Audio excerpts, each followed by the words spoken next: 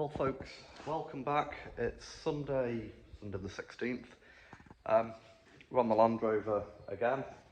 So what we're doing, on the back suspension we're using galvanised bolts because of the strength, and you get them as a kit.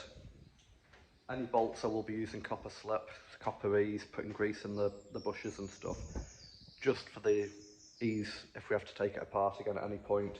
But stuff like the engine mounts, which don't need to be that strong, we're using A2 stainless steel bolts. So I'm just ordering them off the internet.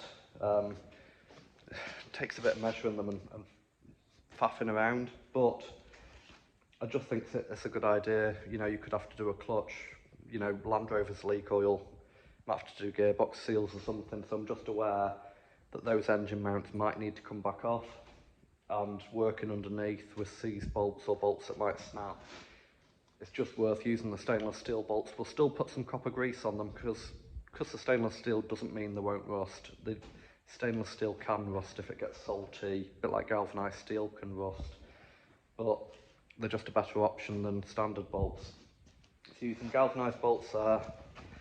I'm struggling to paint just now, so I found some old 10mm microbore copper pipe stuff that we don't use anymore. So I've just snapped that into a couple of hooks to paint. They're the engine mount brackets to get another coat of red oxide on them. Next weekend I'll give them a coat of the MIO paint and give them a couple of weeks to dry because I don't want them to like weld themselves to the chassis with the paint.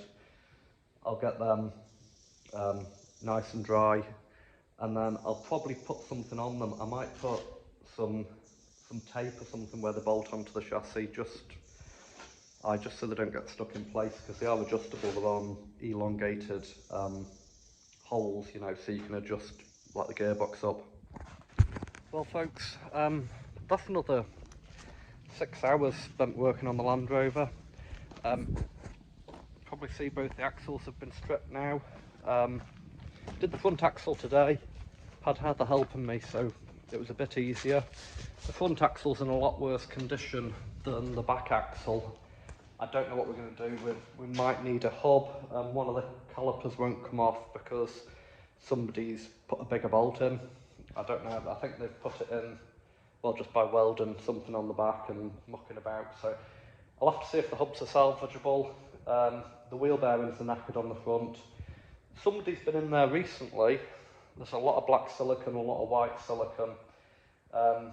The oil in the front axle stinks. It's a grey, milky colour, so there's water in it, you know.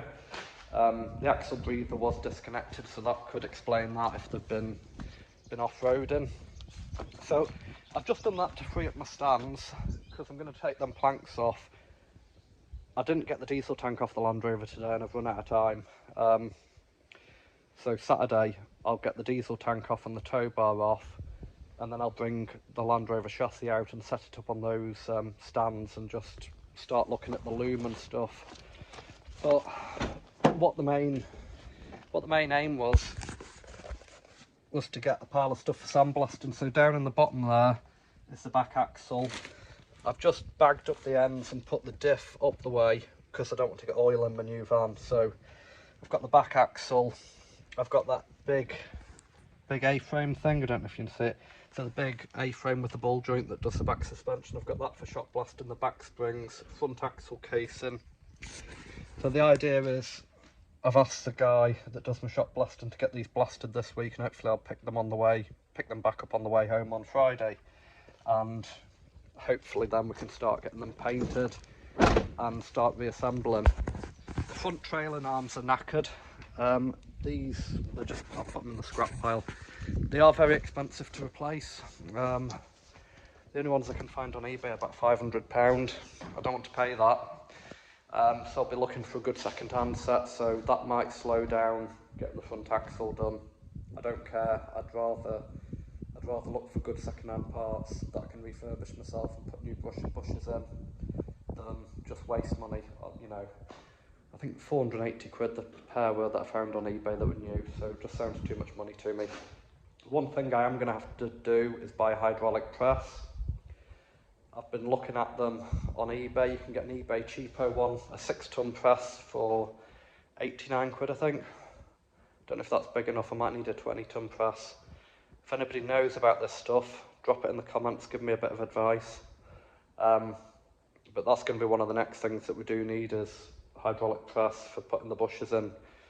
I've done that sort of stuff with the bench vise and sockets before, and you end up snapping bench vices, so don't want to do that again. I'm gonna spend some money on some workshop tools. But that's really all I've got for this video.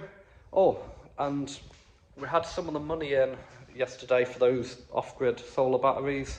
So the guy paid half up front. He's took 10 of the batteries. He's getting the other 13 maybe next weekend.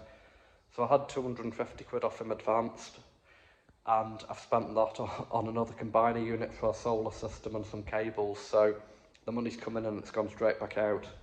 But that's the way it is, you know. I said that 500 quid would probably finish the solar system. It ain't going to. I think I'll have to find some more money myself. So the Land Rover will probably have to come to a stop because we'll have to get that solar system done before the end of September, before the bad weather. But another ramble, another day, more work. I'm just glad I've freed up some yard space, got these bits apart. Just need to start working out what we need to order. We're going to need all new calipers, I think. Probably all new discs, all new pads, and then it's just stuff like bolts and seals. There is no seals in any of these axles. It's just black and white silicone that somebody's used, which is probably why they're leaking. But again, I'm going to be watching a bit of YouTube tonight to try and get a bit of advice how to get these rebuilt. But thanks for watching. Please like, subscribe and ring that little bell. Thank you.